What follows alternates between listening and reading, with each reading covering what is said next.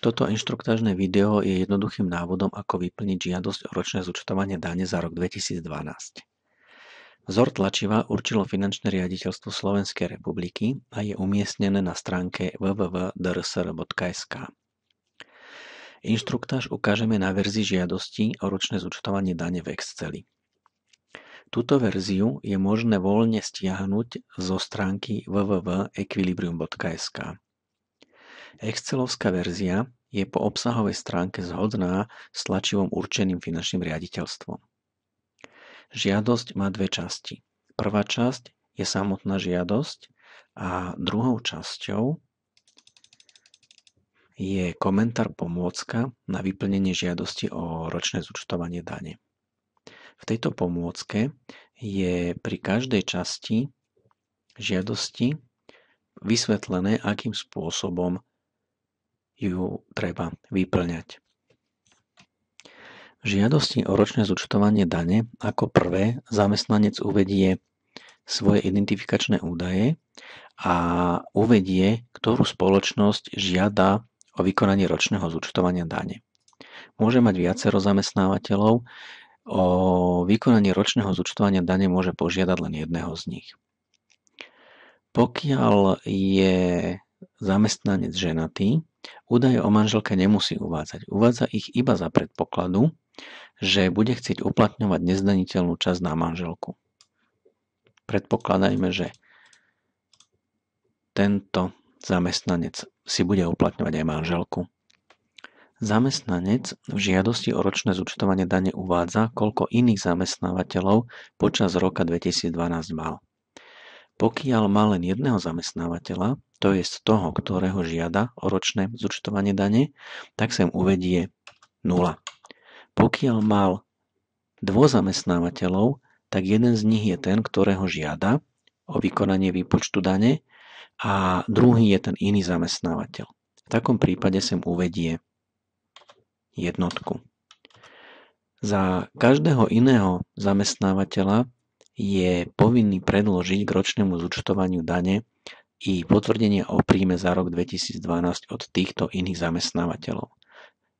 Pokiaľ tak neurobí, nie je možné ročné zúčtovanie dane vykonať. V ďalšej časti žiadosti zamestnanec uvádza, či bol k 1.1. daného roku poberateľom dôchodkov. Ide o starobný dôchodok, predčasne starobný dôchodok alebo je poberateľom výsluhového dôchodku. Skutočnosť, či bol alebo nebol poberateľom dôchodku, uvedie v tejto časti. Vzhľadom na vek Jožka Mrkvičku bude v tomto poli nie som. Časť 3 a časť 4 žiadosti sú špecifika. Prvá sa týka zdravotníckych pracovníkov a druhá osôb s obmedzenou daňovou povinnosťou. V ďalšej časti, v časti 5, zamestnanec žiada alebo nežiada o zamestnaneckú prémiu. Táto časť sa týka zamestnancov, ktorí majú relatívne nízky príjem. Nemá zmysel, aby o zamestnaneckú prémiu žiadal zamestnanec, ktorý zarobil v roku 2012 viac ako 4150 eur. Zamestnanec v tejto časti deklaruje vyplnením žiadam to, že spĺňa všetky podmienky na uplatnenie a priznanie zamestnaneckej prémie. Pokiaľ zostane vyplnené žiadam, nežiadam alebo nežiadam, bude sa na žiadosť nahliadať tak, ako keby o vyplatenie zamestnaneckej prémie nežiadal. V ďalšej časti žiadosti môže zamestnanec dodatočne žiadať uplatniť daňový bonus na vyživované deti, ďalej na zaplatené povinné poistné a príspevky, pričom ale tento nárok musí preukázať, a taktiež si môže uplatniť nezdaniteľnú časť základu dane na manželku. Podrobnosti sú opäť uvedené v komentári. My len povedzme, že pokiaľ si uplatňuje nezdaniteľnú časť na manželku, tak musí byť vypísaná táto časť žiadosti a uvádza okrem iného aj počet mesiacov, počas ktorého bol v tom stave manželskom. Pokiaľ celý rok, tak sa mu vedie 12 mesiacov. A uvádza úhrn vlastného príjmu manželky alebo manžela, v tomto prípade manželky. Do príjmu idú všetky príjmy manželky s výnimkou tých, ktoré sú uvedené v tejto časti. Zamestnanec je povinný uviesť, akú výšku príjmu manželka mala, a za jej správnosť zodpoveda on sám. Pokiaľ je presvedčený, že úhrn vlastného príjmu manželky bol 0, povedzme, že bola na rodičovskom príspevku a rodičovský príspevok je štátna sociálna dávka, ktorá sa do príjmu nezaratáva, tak v takom prípade uvedie 0.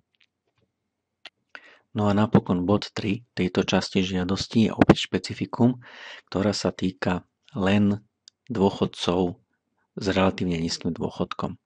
Pokiaľ je zamestnancom dôchodca, ktorý uvádzal, že bol na začiatku obdobia dôchodcom, tak vyplňa aj túto časť za predpokladu, že jeho dôchodok bol menší ako 3644,74 eur.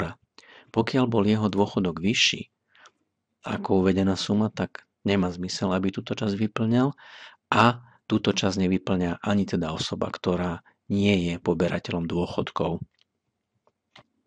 No a blížime sa pomaly k záveru. V 7. časti zamestnanec žiada alebo nežiada o vystavenie potvrdenia na účely darovania 2% z dane. Tu je dôležité si uvedomiť, že o vystavenie žiadosti má zmysel žiadať len vtedy, pokiaľ je príjem dostatočne vysoký.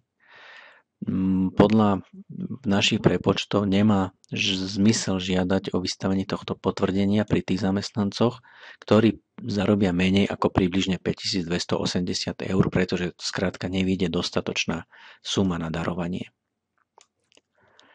A v časti 8 zamestnanec potvrdzuje, že všetky údaje sú úplné a pravdivé, uvedie miesto a dátum žiadosti, pričom potom po vytlačení žiadosti je veľmi dôležité, aby ju nezabudol podpísať. Tu ešte uvedieme, že posledným termínom, dokedy je možné požiadať o ročné zúčtovanie dane, je 15.2.2013. Žiadosti s dátumom po tomto termíne nemôžu a nebudú akceptované a zamestnanec si bude musieť podať daňové priznanie sám.